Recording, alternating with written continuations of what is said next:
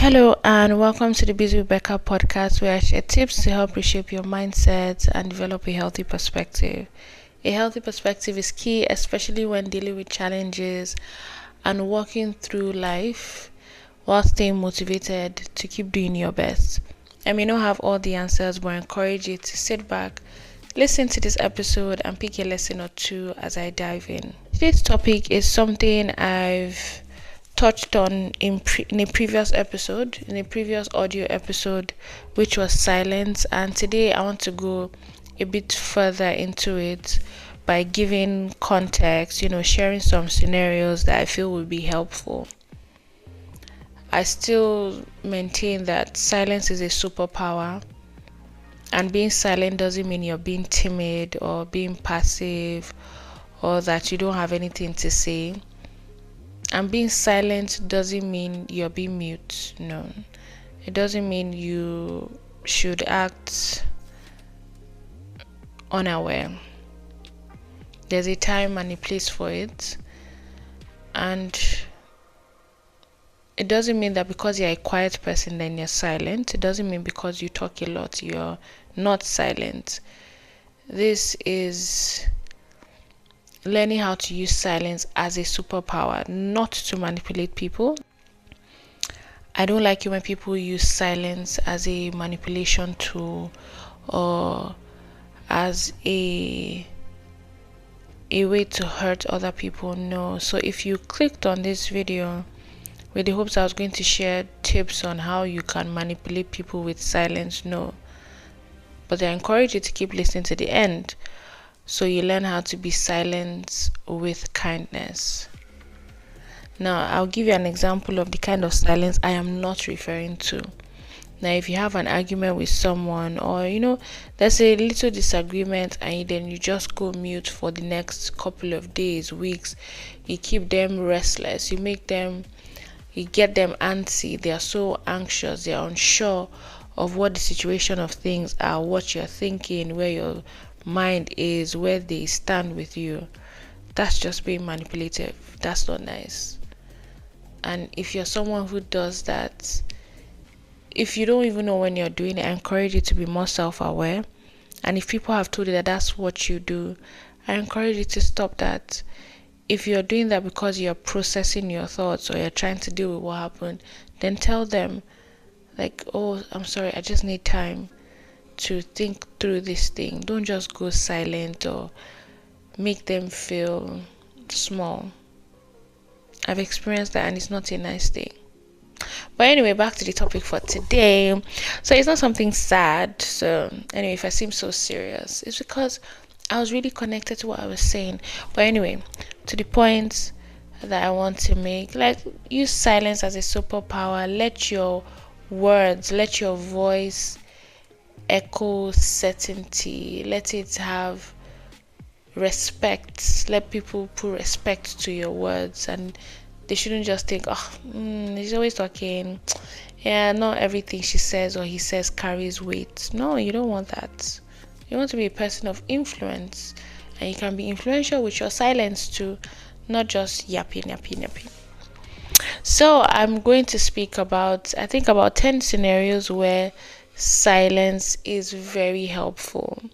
So the other time I skimmed through, how silence can be useful in your relationships, in your life, but now I want to give you very specific scenarios.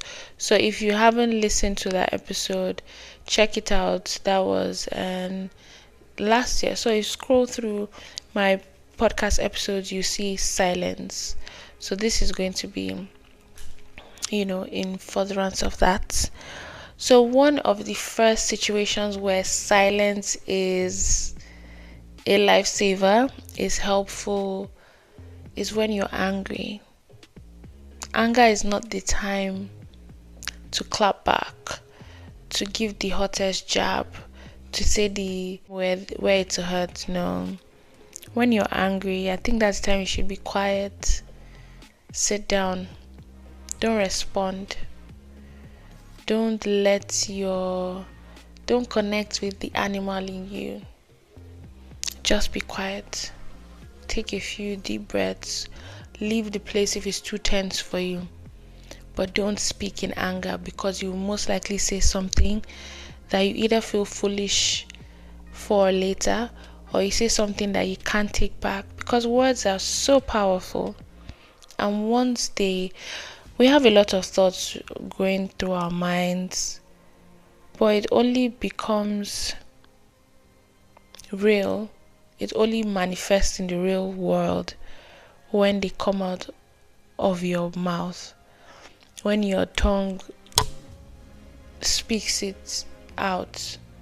You may be thinking a thing, you may be processing it, but once you've said it out, you have no control on how the other person is going to hear it, how they are going to understand it, and how they are going to assimilate or absorb that thing. So be careful with your words, be careful what you say with people. Don't be one of those people that say, oh, I just say it as it is. I don't know how to keep things to myself, or I just say my mind. My darling, don't. Learn how to think before you speak. So scenario 1, when you're angry. Scenario 2, when someone wants to vent.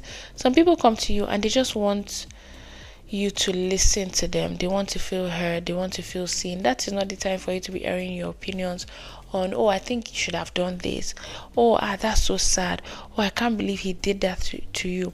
Sometimes you might feel you're being supportive, but they didn't come to you to tell them their husband is a bad guy or their wife is a bad person. They just want to feel heard, they just want to unburden themselves. So in those times, please be silent. Scenario number 3 is when someone just wants to, bounce ideas off of you. They're not asking for your input, they're not asking for your opinions. They just want to hear themselves, hear their thoughts out in the world. Keep your opinions to yourself until you are expressly asked for your feedback or your thoughts. 4th scenario is when you're unsure, you're not certain, you're not too clear.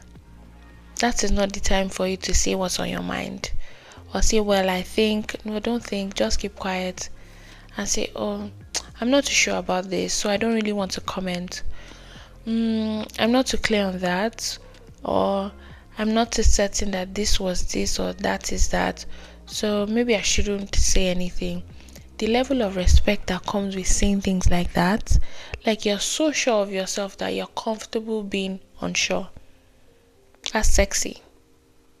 Yes. So next thing on the list is when someone insults you. This is so powerful. This is so powerful. When a person insults you, sometimes they are venting. Sometimes they want to get under your skin. Sometimes they want you to react. Especially someone that is seeking your attention and they start to insult you. Just be like, okay, if that's how you feel, I'm sorry. No, rather, say like this. I'm sorry that's how you feel. Oh, to pepper them. It will pepper them. But anyway, that's not why you're doing it. You're not doing it because you want to get back under their skin, but you're just doing it because it's like, do you know what? I want peace. And regardless of what I say, if you felt I was that person to the point that you had to insult me to my face, me responding to you will make a difference. Which brings me to my next point. Be silent when your response doesn't add any value. It doesn't change the other person's perception. It doesn't change how they see you. It doesn't add or subtract from what is currently happening. Which is why you need to pause and think most times, all the time, when you're speaking to other people or before you do anything. If it's not going to add any value or it's not going to change perceptions, just be silent. What you have to say doesn't need to be said. Let it go. And next is when people gossip about you. People have said things that are untrue. Just let it go. Because when you try to defend it, even sometimes it might incriminate you even more. Make you look like, oh, you're just saying that to be defensive. Doesn't mean it's not true. Just let it go. I know this one is a hard one. It is a hard one, even for me. Similar to the very first point about anger. Sometimes when you're speaking to someone close to you and emotions are tense, the place is tense, emotions are running high, that's not the time to say your mind. That's not the time to express yourself, in my opinion, because the other person is in either of two modes. Most times they're in a defensive state where they are listening to respond to you or to defend themselves, or they're in an accusatory mode or accusatory state where they just want to tell you, oh, you've done this.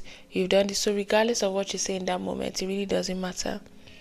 They just want to let those things off their chest. In that time, silence is beautiful, and silence will save you so much stress, because you don't want to. The person already riled up, very emotional. They are not really in a rational state. So you answering back, talking back, defending yourself, but it doesn't help either of you. It only prolongs the issue and maybe even escalates it to levels you didn't expect. So be silent in those moments. And finally, and for me most importantly, there comes a time in your life where your actions need to speak for you. Your actions are so powerful. You don't need to use your words. You don't need to tell a person that, oh, you're going to do this thing or you won't tolerate that thing. Let your actions speak for you. And you will garner so much respect from that. People will say that, oh, you're a person of principle, you're a disciplined person. You don't need to say anything. They just know, once she wants to do this thing, she's going to do it, or she doesn't need to. She doesn't waste time talking. She's a person of action. She's a person of results. He's a person of action. He's a person of results. Let your actions speak volumes for you.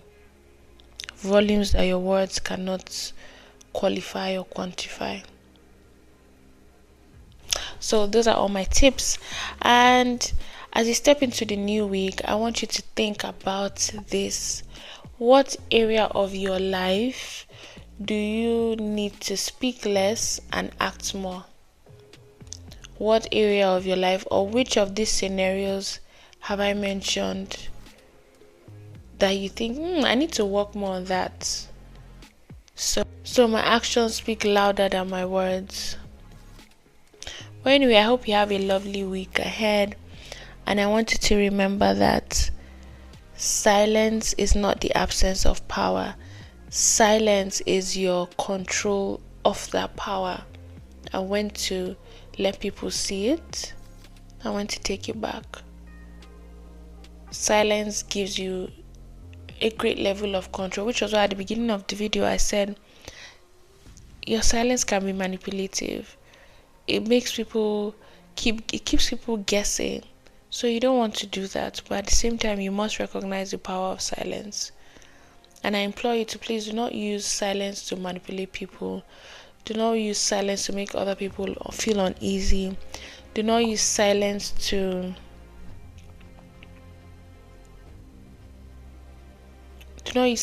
control people. Oh, why am I suddenly feeling sleepy?